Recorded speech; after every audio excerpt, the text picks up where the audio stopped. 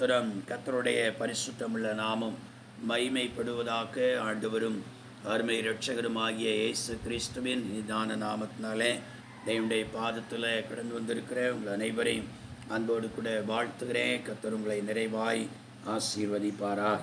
இந்த நாளிலும் செய்திக்காக தெரிந்து கொண்ட வேதவசனம் புலம்பலின் புஸ்தகம் 3வது அதிகாரம். புலம்பலின் புஸ்தகம் 3வது அதிகாரம் அதனுடைய 31, 32 வேதவசனங்களை ஒருவர் சத்தமாய் வாசிப்போம். புலம்பலின் புஸ்தகம் 3வது அதிகாரம் 31, 32 வேதவசனங்கள். ஆண்டவர் என்றென்றைக்கும் கைவிட மாட்டார். அவர் சஞ்சலப்படுத்தினாலும் தமது மிகுந்த கிருபையின்படி இறங்குவார். ஆண்டவர் என்றென்றைக்கும் கைவிட மாட்டார். அவர் சஞ்சலப்படுத்தினாலும் தமது மிகுந்த கிருபையின்படி இறங்குவார் என்று சொல்லி எரேமியா தீர்க்கதரிசி இந்த புலம்பலின் புஸ்தகத்தில் விதமாக அவர் எழுதியிருக்கிறார். கர்த்தருடைய சோபத்தை குறித்து, அவருடைய செயலை குறித்து இந்த எரேமியா அந்த வார்த்தையில் விதமாக அவர் எழுதியிருக்கிறார். அவர் எப்படிப்பட்டவர்? பல நேரங்களில் தேவனுடைய பிள்ளைகள் தங்களுடைய வாழ்க்கையில் அவர்கள் தொடர்ந்து அக்கிரமம் செய்யும் பொழுது, பாவம் செய்யும் பொழுது, கீழ்ப்படியாமல் அவர்கள் நடந்து கொண்டிருக்கும் பொழுது, கர்த்தரை விட்டு அவர்கள் தூரமாக அவர்கள் போகும் பொழுது கர்த்தர் அவர்களை எச்சரித்து பார்ப்பார். அவர் எச்சரித்து பார்த்தும் அந்த ஜனங்கள் தங்களுடைய பொல்லாத வழிகளை விட்டு, அக்கிரம செயல்களை விட்டு, கீழ்ப்படியாமை விட்டு அவர்கள் மனம் திரும்பாமல் தங்களுடைய இருதயத்தை அவர்கள் தொடர்ந்து கடினப்படுத்தி அவர்கள் வாழ்ந்து கொண்டிருக்கிற அந்த நேரத்தில் சில நேரங்களில் கர்த்தர் அவர்களை என்ன செய்திருவார்?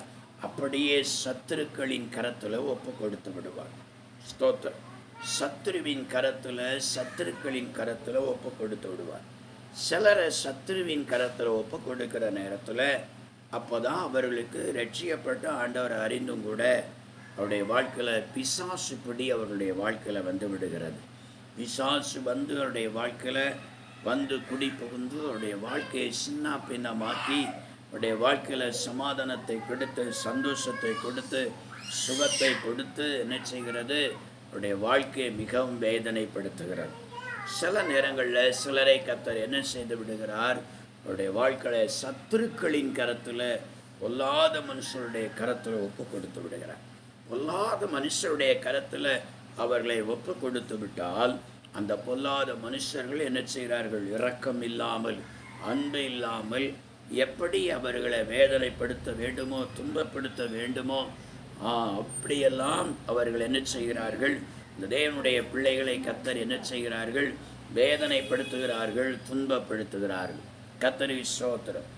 இதே போல தான் இஸ்ரவேல் ஜனங்களும் கூட தங்களுடைய வாழ்க்கையில் ஸ்தோத்திரம் ஆண்டவருடைய வார்த்தைக்கு கீழ்ப்படியாமல் அக்கிரமம் செய்து கொண்டே இருந்தார்கள், பாவம் செய்து கொண்டே இருந்தார்கள், தேவனுடைய வார்த்தைக்கு விரோதமாக களங்கம் பண்ணி கொண்டே இருந்தார்கள். கர்த்தர் தீர்க்கதரிசிகளை கொண்டு கர்த்தர் எச்சரித்து பார்த்தார், பேசி பார்த்தால், ஆனாலும் அவர்கள் தங்களுடைய வாழ்க்கைகளை கீழ்ப்படியாமல் தொடர்ந்து அந்த அக்கிரம செயல்களை செய்து கொண்டே இருக்கிறதான அந்த நேரத்தில் தான் கர்த்தர் அவர்களை என்ன செய்தார்? அசீரியா ராஜாக்களுடைய கரத்தில் கர்த்தர் அவர்களை ஒப்பு கொடுத்தார். ஒப்பு கொடுத்து அவர்கள் வந்து இவர்களை நெருக்கினார்கள், இவர்களுடைய தேசத்தை பிடித்தார்கள், இவர்களில் பெரிய சேதத்தை உண்டாக்கினார்கள், அநேகரை கொன்று குவித்தார்கள், அநேகர் செதறி பல நாடுகளுக்கு ஓடினார்கள், இன்னும் பலரை என்ன செய்தார்கள்? அவர்கள் சிறை பிடித்து ஸ்தோத்திரம் அசீரியா தேசத்தில், பாபிலோன் தேசத்தில் அவர்கள் என்ன செய்து விட்டார்கள்? அந்த பாபிலோனுக்கு அவர்கள் கொண்டு போய்விட்டார்கள். கர்த்தருக்கு ஸ்தோத்திரம். பாருங்க, இப்படி தேவனுடைய ஜனம் இவர்களை எகிப்து தேசத்திலிருந்து விடுதலையாக்கி கொண்டு வந்து பாலும் தேனும் ஓடுகிறதான செழிப்பான தேசத்தை ஆண்டவர் கொடுத்து தேவனுடைய பிரமாணங்களை கைக்கொள்ளும்படியாக ஆண்டவர் கொடுத்தார். ஆனால் அந்த பிரமாணங்களை கைக்கொள்ளாமல் தங்களுடைய வாழ்க்கைகளை கீழ்ப்படியாமல் நடந்தபடினால கர்த்தர் அவர்களை சத்துருக்களின் கரத்தில் ஒப்பு கொடுத்தார். ஒப்பு கொடுத்ததுனால அவர்களுடைய வீடுகளெல்லாம் இடித்து போட்டாங்க. அவருடைய குழந்தைகள் எல்லாம் சுவரில் மோதி கொன்று அடித்து என்ன செய்து விட்டார்கள், கொன்று போட்டார்கள். அவருடைய ஆலயங்களை எல்லாம் என்ன செய்து விட்டார்கள், தீ கொளுத்தி விட்டார்கள், மண்மேடாக்கி விட்டார்கள். இப்படி ஒரு பெரிய தீமை அவருடைய வாழ்க்கையில் வந்தது. கர்த்தர் தம்முடைய கோபத்தினால அவர்களை விட்டு விலகி சத்துருக்களின் கரத்தில் கர்த்தர் என்ன செய்தார், ஒப்பு கொடுத்தார். ஸ்தோத்திரம். அவர் அவிதமாய் ஒப்பு கொடுத்து தேசம் பாழாய் கிடக்கும் பொழுதும், கர்த்தருடைய ஆலயம் தீக்குளித்தப்பட்டு பாழாய் கிடக்கும் பொழுதும், ஸ்தோத்திரம், எஞ்சி இருக்கிறதான ஏழைகளான சில ஜனங்கள் அதில் இருந்து அவர்கள் வேதனையை அனுபவிக்கும் பொழுதும், ஸ்தோத்திரம், அநேக ஜனங்கள் கொலை செய்யப்பட்டதையும், அநேக ஜனங்கள் சிதறி ஓடி பல தேசங்களில் போனதையும், அநேக ஜனங்கள் ஸ்தோத்திரம் பாபிலோனுக்கு சிறைக்கதிகளாக போனதையும் எண்ணி பார்த்து இந்த எரேமியா என்ன செய்தார், அவர் புலம்ப ஆரம்பித்தார்.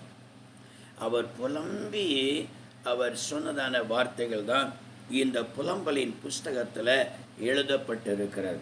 இந்த புலம்பலின் புஸ்தகத்தில் அவர் அவ்விதமாக புலம்பி அவர் ஜெபிக்கும் பொழுது, அழும் பொழுது, ஸ்தோத்திரம், அந்த ஜனத்திற்கு ஆறுதலான ஒரு வார்த்தையை கூட அவர் சொல்லுகிறார். அதுதான், ஆண்டவர் என்றென்றைக்கும் கைவிட மாட்டார், அவர் சஞ்சலப்படுத்தினாலும் தமது மிகுந்த கிருபையின்படி இறங்குவார் என்று சொல்லி இந்த வார்த்தைகளை விதமாக அவர் சொல்லுகிறார். பாருங்க, ஆண்டவர் என்றென்றைக்கு என்ன செய்து விட மாட்டார், அவர் கைவிட மாட்டார். அவர் சஞ்சலப்படுத்தினாலும், அவருடைய ஜனத்தை அவர் சஞ்சலப்படுத்தினாலும் அவர் மிகுந்த கிருபையின்படி என்ன செய்வார், அவர் இறங்குவார் என்று சொல்லி அவர் அந்த வார்த்தை அந்த சஞ்சலத்தோடு கூட அழுது அவர் புலம்புகிற நேரத்தில் இந்த வார்த்தை தீர்க்க தரிசனமாக கூட அவருடைய நாவிலிருந்து புறப்பட்டு வந்தது. அதே போலவே கர்த்தர் செய்தார். பாருங்க, என்றென்றைக்கும் அந்த தேவனுடைய ஜனங்களை சஞ்சலத்துக்கு ஒப்பு கொடுக்கல. கர்த்தர் குறிப்பிட்ட காலம் வரைக்கும் அவர்கள் சஞ்சலப்பட்டார்கள், சிறுமைப்பட்டார்கள். அதன் பிற்பாடு கர்த்தர் என்ன செய்தார், கர்த்தர் அவர்களை அந்த சஞ்சலத்திலிருந்து கர்த்தர் அவர்களை விடுதலையாக்கினார். அவருடைய சிறையிருப்பிலிருந்து விடுதலையாக்கினார். பாழாய் கிடந்ததான எருசலேமின் அலங்கங்கள் கட்டப்பட்டது. பாழாய் கிடந்ததான, ஸ்தோத்திரம், தீக்கிரையாக கிடக்கப்பட்டு கிடந்ததான எருசலேம் ஆலயம் மறுபடியுமாக கட்டி எழுப்பப்பட்டு பிரேசை பண்ணப்பட்டது.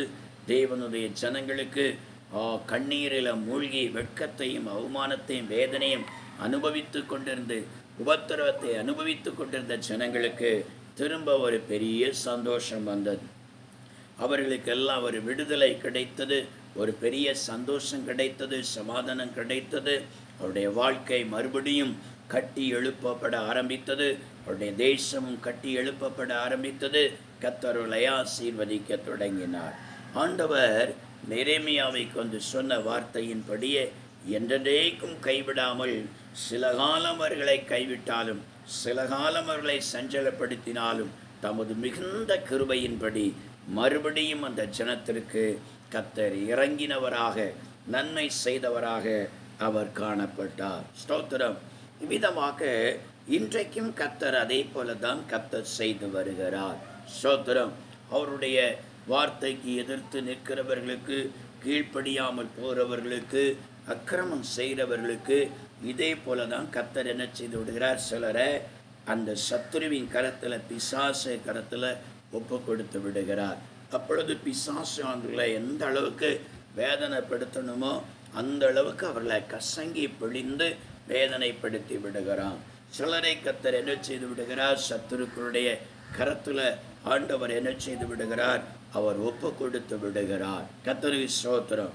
ஒருவேளை இந்த தேவனுடைய வார்த்தையை கேட்டு கொண்டிருக்கிற உங்களுடைய வாழ்க்கையில், ஸ்தோத்திரம், உங்களை அல்லது உங்களில் சிலரை, உங்கள் வீட்டாரி சிலரை அமிதமாக சத்துருவின் கரத்தில், பிசாசின் கரத்தில் ஆண்டவர் ஒப்பு கொடுத்து, ஆண்டவரை அறிந்த உங்கள் வாழ்க்கையில் பிசாசு ரொம்ப உங்களை கசங்கி பிழித்து உங்களை வேதனைப்படுத்துகிறானா, உங்களை துன்பப்படுத்தி கொண்டிருக்கிறானா, அல்லது உங்களை சத்துருக்களின் கரத்தில் ஒப்பு கொடுத்து சத்துருக்கள் உங்களுக்கு விரோதமாக பல தீங்குகளை, உங்களுக்கு வேதனையான நிந்தையான வார்த்தைகளை பேசி செயல்பட்டு உங்களை அதிகமாக துக்கப்படுத்தி வேதனைப்படுத்தி கொண்டிருக்கிறார்களா? ஆனால் தேவனாய கர்த்தர் திரும்பவும் உங்களுக்கு இறங்க வல்லவராய் இருக்கிறார். தமது மிகுந்த கிருபையின்படி, தமது மிகுந்த இரக்கங்களின்படி அவர் என்றென்றைக்கும் உங்களை கைவிட்டு அந்த சத்துருவின் கரத்தில் ஒப்புக்கூடாதபடிக்கு அவர் திரும்பவும் இறங்குவதற்கு தேவன் அவர் வல்லவராக அவர் காணப்படுகிறார். ஆண்டவராகிய கர்த்தர் அமிதமாக ஸ்தோத்திரம் திரும்பவும் கர்த்தர் இறங்கி சத்துருக்களின் கரத்திலிருந்தும் சத்துருவின் கரத்திலிருந்தும் விடுதலையாக்கி ஒரு தெய்வீக விடுதலையும் சமாதானத்தையும் சந்தோஷத்தையும் ஆசீர்வாதத்தையும் மனமகிழ்ச்சியையும் தேவனாகிய கர்த்தர் அவர் கட்டளையிட வேண்டுமானால் தேவனுடைய பிள்ளைகள் என்ன செய்ய வேண்டும்? என்ன செய்தால் கர்த்தருடைய வாழ்க்கையில் கர்த்தர் விடுதலையும் கர்த்தர் இரக்கத்தையும் கட்டளையிடுவார்? வேதம் என்ன சொல்லுகிறது?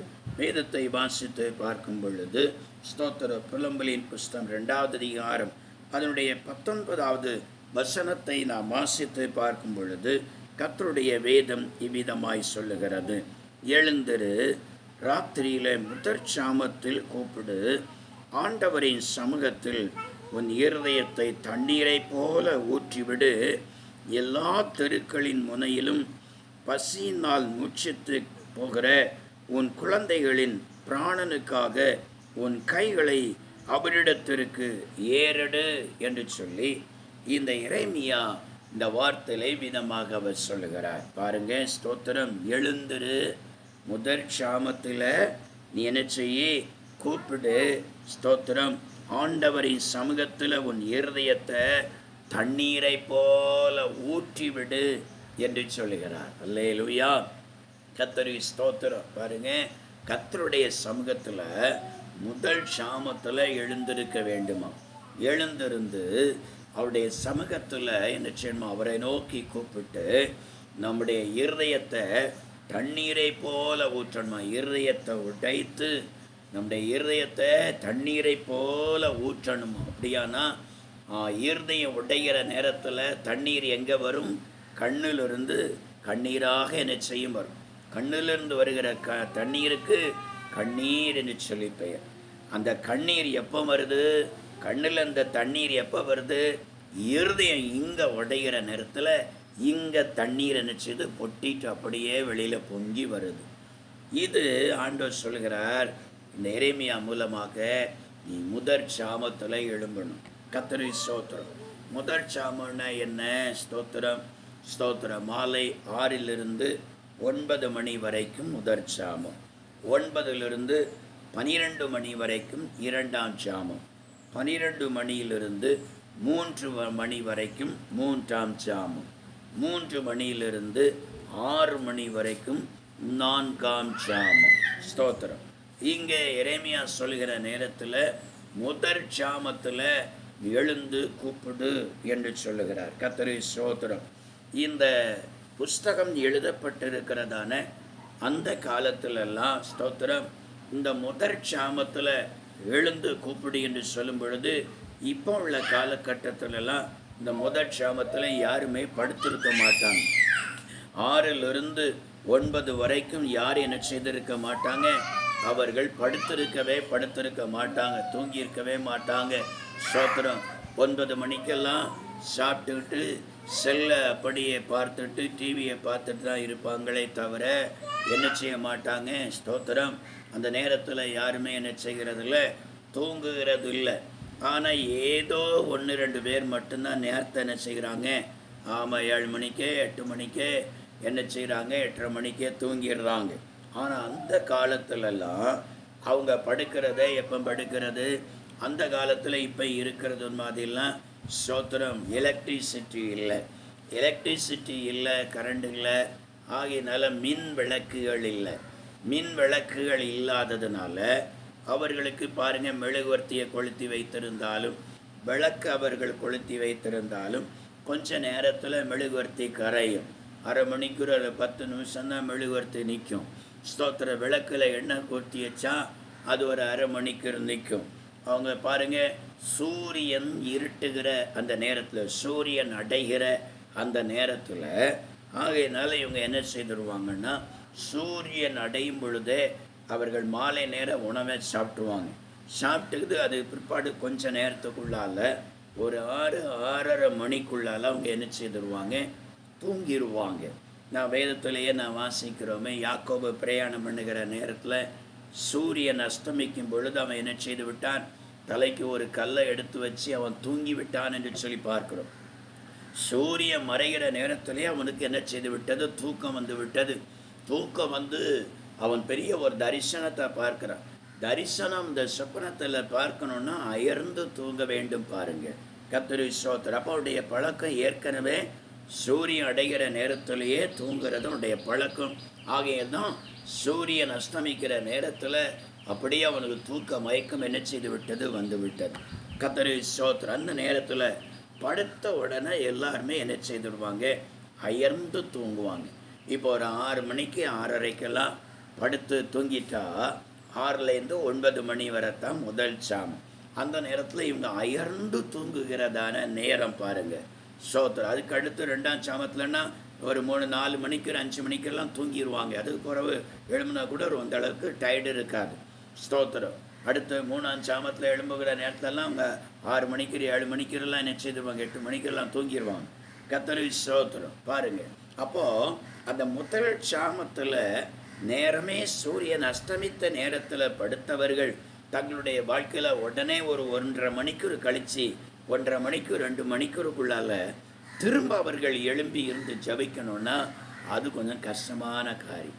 ஸ்தோத்திரம். நம்ம ஆட்களுக்கு இப்போமே ஆமாம் தூங்க கூட்டா ஸ்தோத்திரம், தூங்கி ஒரு 1/2 மணிக்கூரில் அல்லது ஒரு 3/4 மணிக்குள்ள 1 மணிக்கூருக்குள்ள அவங்க எழுப்புனாலே கடும் கோபம் வந்துடும். பாருங்கள், இப்போ தான் கொஞ்சம் கண்ணு அயர்ந்து வந்து அடுக்கலை தூக்கிட்டே அந்த படப்படப்பாக வருது, அப்படி வருது, இப்படி வரும்னு சொல்லிடுவாங்க.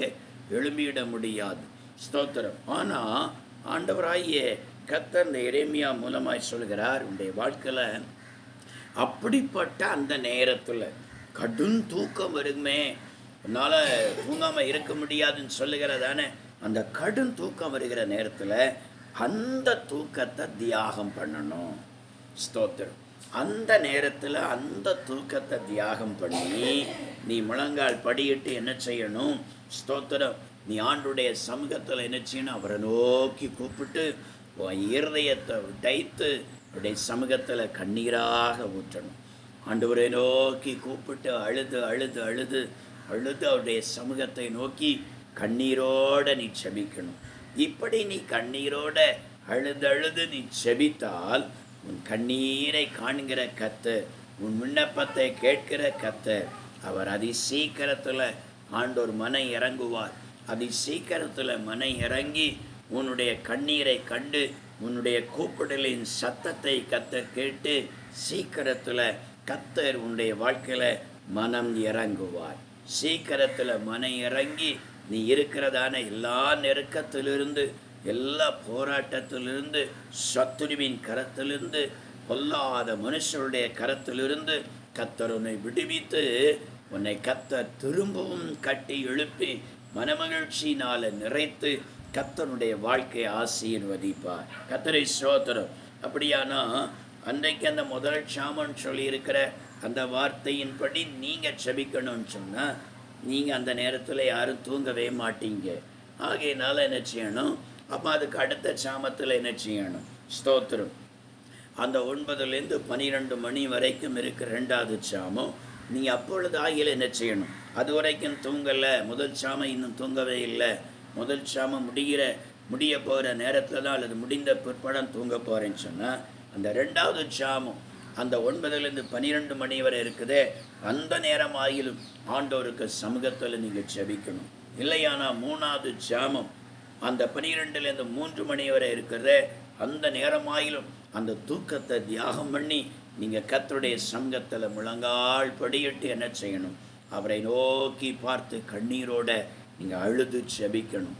அப்பொழுது கர்த்தர் என்ன செய்வார், அவர் வேண்டுதலை கேட்பார். வேண்டுதலை கேட்டு உங்கள் வாழ்க்கையில் இருக்கிற எல்லா சிறையிருப்பை கர்த்தர் என்ன செய்வார், அவர் நீக்கி போட்டு கர்த்தர் மறுபடியும் உங்களை என்ன செய்வார், அவர் கட்டி எழுப்புவார். வேதத்தில் பல பரிசுத்தவான்கள் தங்கள் வாழ்க்கையில் அப்படித்தான் என்ன செய்தார்கள், அவர்கள் கண்ணீர் விட்டு அழுது செபிக்கிற நேரத்தில் கர்த்தருடைய வேண்டுதலை கர்த்தர் கேட்டு இருக்கிறார். ஸ்தோத்திரம்.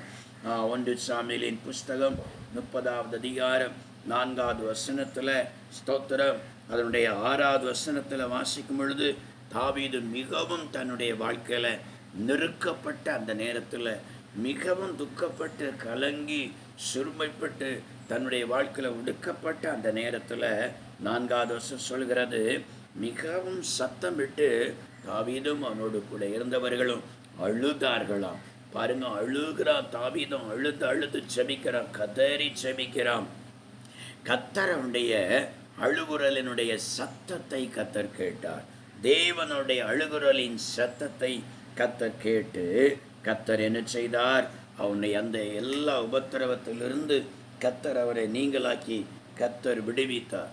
கர்த்தர் அவனை நீங்களாக்கி விடுவித்து அவனுடைய வாழ்க்கையில் கர்த்தர் அற்புதத்தை செய்து, கர்த்தருக்கு ஸ்தோத்திரம், அவனுக்கு எதிராக போராடி துரத்தி கொண்டிருந்ததான சவுலை கர்த்தர் என்ன செய்து விட்டார், சவுலை கொன்று போட்டு கர்த்தர் தாவீதை என்ன செய்து விட்டார், ராஜாவாக கர்த்தர் உயர்த்தி கர்த்தர் அவனை மேன்மைப்படுத்தி விட்டார். அல்லேலூயா, அல்லேலூயா. கர்த்தருக்கு ஸ்தோத்திரம். அவருடைய அழுகுரல், அவருடைய கண்ணீர் தான் அவனுடைய வாழ்க்கையில் ஒரு பெரிய விடுதலையை கொண்டு வந்ததை வேதத்தில் நான் பார்க்கிறோம். அதே போல் 1 சாமுவேலின் புஸ்தகம் 1வது அதிகாரம் 10வது வசனத்தை நான் வாசித்து பார்த்தாலும், அந்நாளும் தன்னுடைய வாழ்க்கையில் என்ன செய்தாள், அவள் அழுது புலம்பி கர்த்தருடைய ஆலயத்தில் போய் ஜெபித்தாள்.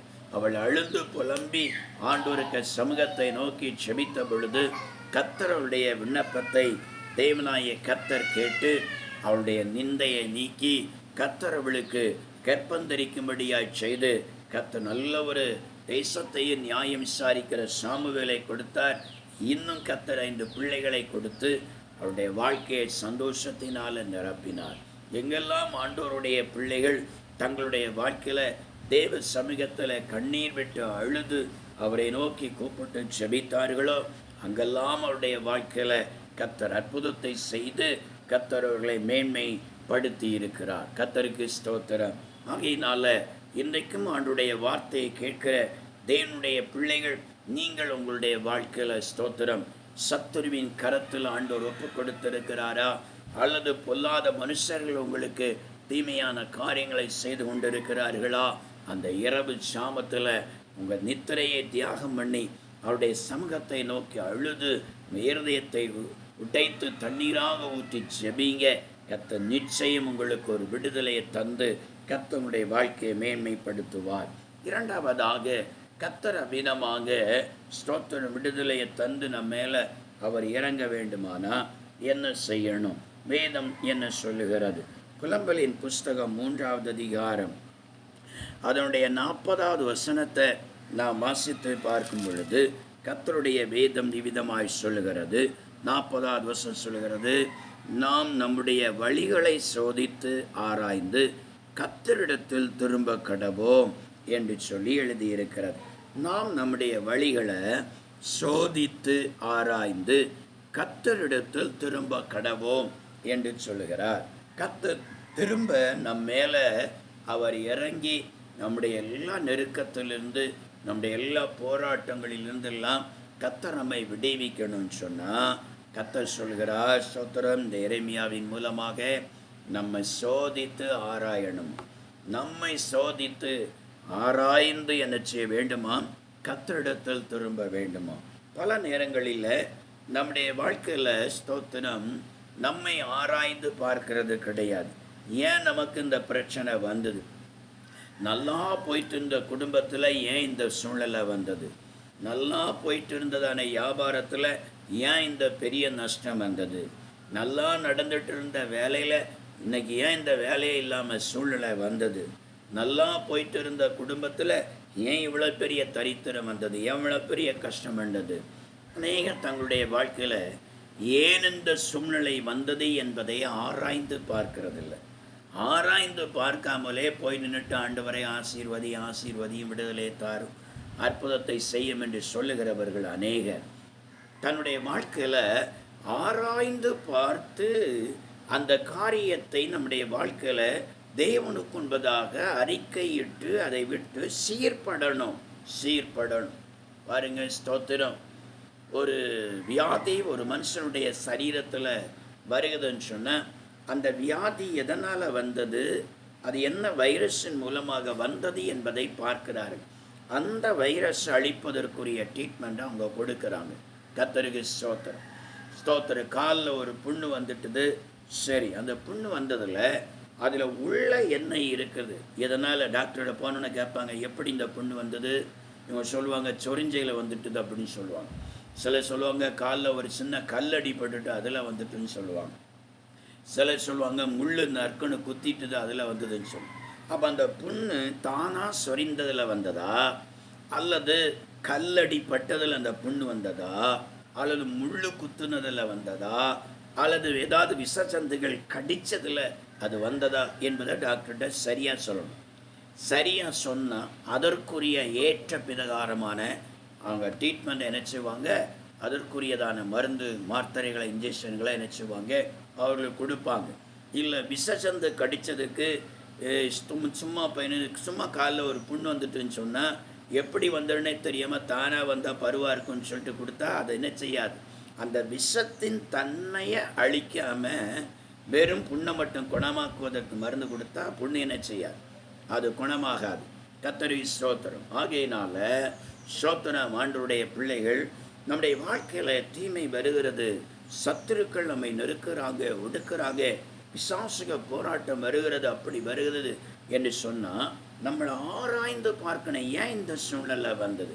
எங்கோ அப்படியானா நான் குறைப்பட்டிருக்கிறேன், எங்கோ நான் ஆண்டவருக்கு வார்த்தைக்கு கீழ்ப்படியாமல் போயிருக்கிறேன், எங்கோ நான் கர்த்தருக்குரியதமாக நான் பாவம் செய்திருக்கிறேன், எங்கோ கர்த்தருக்குரியதை நான் ஒருவேளை செலுத்தாமல் இருந்திருக்கிறேன், எங்கோ அவரை நான் துக்கப்படுத்தி இருக்கிறேன், அதனால தான் கர்த்தர் இந்த தீமைக்கு ஒப்பு கொடுத்திருக்கிறார் என்பதை ஆராய்ந்து பார்த்து அதில் என்ன தவறு வந்ததோ அதை சீர்படுத்தணும். அதை சீர்படுத்தினா தான் கர்த்தருடைய கரம் திரும்ப நம்ம மேலே அவர் இறங்க முடியும். நான் அதை சீர்படுத்த மாட்டேன், நான் இப்படி தான் இருப்பேன், ஆண்டவர் எனக்கு இறங்கணும், அற்புதம் செய்யணும்னா அவரும் என்ன செய்வார், நீ ஒன்றை சீர்படுத்த மாட்டேன்னா நானும் இறங்க மாட்டேன், நானும் இப்படி தான் இருப்பேன் அப்படி என்று சொல்லி அவர் இருப்பார். போராட்டம் நீங்காது, பிரச்சனை நீங்காது. ஆகையினாலே நம்முடைய வாழ்க்கை என்ன செய்ய வேண்டும், நாம் சீர்படுத்த வேண்டும். 41வது வசனத்தில் வாசிக்கும் பொழுது, ஸ்தோத்திரம், நாம் நம்முடைய கைகளோடும் கூட ஸ்தோத்திரம் நம்முடைய இருதயத்தையும் பரலோகத்தில் இருக்கிற தேவனிடத்திற்கு ஏறெடுக்க வேண்டும். பாருங்க, நம்ம இருதயத்தையும் பரலோகத்தின் தேவனுக்கு நேராக ஏறெடுக்கணுமா? எப்படி? அந்த இருதயத்தில் சில நேரத்தில் பாவம் வந்துடும். பாருங்க, இருதயத்தில் அக்கிரம சிந்தை வந்துடும். இருதயத்தில் பாருங்க அநேக பாவங்கள் வேதத்தில் சொல்லப்பட்டு இருக்கிறது. இருதயத்தில் பலவீனமான கசப்பு வந்துடும், வைராக்கியம் வந்துடும், கோபம் வந்துடும், எரிச்சல் வந்துடும், மற்றவங்களை குறித்த பொறாமை வந்துடும், சோதனை, இப்படிப்பட்ட இருதயத்திற்குள்ளால வேசித்தன பாவம் வந்துடும். இப்படிப்பட்ட நிறைய காரியங்கள் எல்லாம் இருதயத்துக்குள்ள என்ன செய்யணும்னா காணப்படும். அப்போ அந்த இருதயத்தை என்ன செய்யணும், ஆராய்ந்து பார்க்கணும். அந்த இருதயத்தை ஆராய்ந்து பார்த்து, ஆண்டவரே ஸ்தோத்திரம், இந்த தீமையான காரியங்களின் வாழ்க்கையில் நடப்பதற்கு என் இருதயம் செம்மையாக இராதிருந்தால், என் இருதயத்தில் இப்படிப்பட்ட பாவங்கள் இருக்குமானா, இப்படிப்பட்ட அசுத்தமான காரியங்கள், உமக்கு பிரியமில்லாத காரியங்கள் என் இருதயத்தில் இருக்குமானா, இயேசுவே என்னை மன்னித்தருளும், என்னை மன்னித்து உம்முடைய இரத்தத்தால் இயேசு கிறிஸ்து என்னை கழுவி என்னை சுத்திகரியுங்கப்பா, என்னை சுத்திகரித்து என்னை பரிசுத்தப்படுத்தி ஆண்டவரே இந்த தீமையிலிருந்து கர்த்தர் என்னை விடுவீங்க, எனக்கு ஒரு அற்புதத்தை செய்யுங்க என்று சொல்லி ஆண்டவருடைய சமூகத்தை நோக்கி நம்முடைய இருதயத்தையும் கூட ஆராய்ந்து பார்த்து அவருக்கு தெரியப்படுத்தி, குறைகளை தெரியப்படுத்தி நம்ம ஜெபம் பண்ணி சுத்திகரித்தா கர்த்தர் என்ன செய்வார், அவர் திரும்ப நம்மேல அவர் இறங்குவார். கர்த்தருக்கு ஸ்தோத்திரம். ஆகையினால நம்முடைய வழிகளை ஆராய்ந்து பார்த்து, நம்முடைய இருதயத்தை ஆராய்ந்து பார்த்து அதை செவ்வை பண்ணுகிற நேரத்தில் கர்த்தரும் நமக்கு செய்யத நினைத்த அந்த தீங்குக்கு மனஸ்தாபப்பட்டு அவர் மனையிறங்கி அந்த தீங்கை நம்மை விட்டு கர்த்தர் அகற்றுவார். ஸ்தோத்திரம். மூன்றாவதாக புலம்பலின் புஸ்தகம் 3வது அதிகாரம் 26வது வசனத்தை வாசிக்கும் பொழுது, கர்த்தர் அவர் திரும்ப இறங்க வேண்டுமானா, ஸ்தோத்திரம், 26வது வசனம் சொல்கிறது, கர்த்தருடைய ரட்சிப்புக்கு நம்பிக்கையோடு காத்திருக்கிறது நல்லது என்று சொல்லி எழுதியிருக்கிறார். 25ல் தமக்கு காத்திருக்கிறவர்களுக்கும் தம்மை தேடுகிற ஆத்துமாவுக்கும் கர்த்தர் நல்லவராகவே அவர் இருக்கிறார் என்று சொல்லி எழுதியிருக்கிறார். ஆகையினால ஆண்டுடைய சமூகத்தில் ஸ்தோத்திரம் ராஜாமத்தில் எழும்பி அழுது செபித்தாச்சு, நம்முடைய குறைகளை எல்லாம் அறிக்கையிட்டாச்சு, இருதயத்திலையும் கூட ஆண்டவருக்கு பிரியமில்லாத காரியங்களை அகற்றுவதற்காக ஜோமணி சுத்திகரிச்சாச்சு. ஆனால் விடுதலை வரலையே, உடனே அற்புதம் நடக்கலையே, ஆண்டவர் இறங்கலையே என்று சொல்லி உடனே ஆத்திரப்படக்கூடாது. தொடர்ந்து என்ன செய்யணும்னா அவிதமாய் அர்ப்பணித்து ஜெபித்து நம்முடைய வாழ்க்கையை சுத்திகரித்த நாம தொடர்ந்து ஆண்டவருடைய அந்த இரக்கத்திற்காக தயவுக்காக நாம் காத்திருக்கணும்னு சொல்கிறார். அல்லேலூயா, நாம் காத்திருக்கணும். அவருக்கு வேலை வரணும், அவருக்கு வேலை வரும். ஸ்தோத்திரம். நம்மை சுத்திகரித்த உடனே ஆண்டவர் அற்புதம் செய்திட மாட்டார். நாம் ராட்சாமத்தில் எழும்பி கண்ணீரோடு அழுது செபித்த உடனே ஆண்டவர் அற்புதம் செய்து விட மாட்டார். அதெல்லாம் கேட்டு வச்சிருப்பார். கேட்டு வச்சுட்டு அவருக்கு வேலை வருகிற நேரத்தில் கர்த்தர் என்ன செய்வார்? அவர் அற்புதத்தை செய்வார். அப்போ அது வரைக்கும் நாம் என்ன செய்யணும்னா பொறுமையோடு காத்திருக்கணும், பொறுமையோடு காத்திருக்கணும். அதுதான் 26வது வசனம் சொல்கிறது, கர்த்தருடைய ரட்சிப்புக்கு நம்பிக்கையோடு காத்திருக்கிறது. ஆண்டவருடைய ரட்சிப்புக்காக, அவருடைய தயவுக்காக, அவருடைய இரக்கத்திற்காக நான் நம்பிக்கையோடு காத்திருக்கணும். என் வழியை நான் செவ்வைப்படுத்தி இருக்கிறேன், நான் ஆண்டவருக்கு சமூகத்தில் அழுது நான் செபித்திருக்கிறேன்.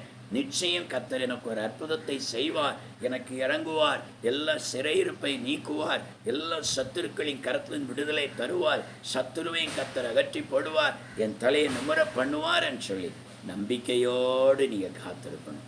நம்பிக்கையோடு காத்திருந்தா கர்த்தர் ஏற்ற வேளையில் கர்த்தர் விடுதலை தருவார். திரும்ப இறங்கி கர்த்தர் எல்லா சத்துருவையும் சத்துருக்களையும் விலக்கி நெருக்கத்தில் விடுவித்து இந்த தலையை நிமிர பண்ணுவார், கொம்பை உயர பண்ணுவார், மனமகிழ்ச்சியினால் நிரப்புவார்.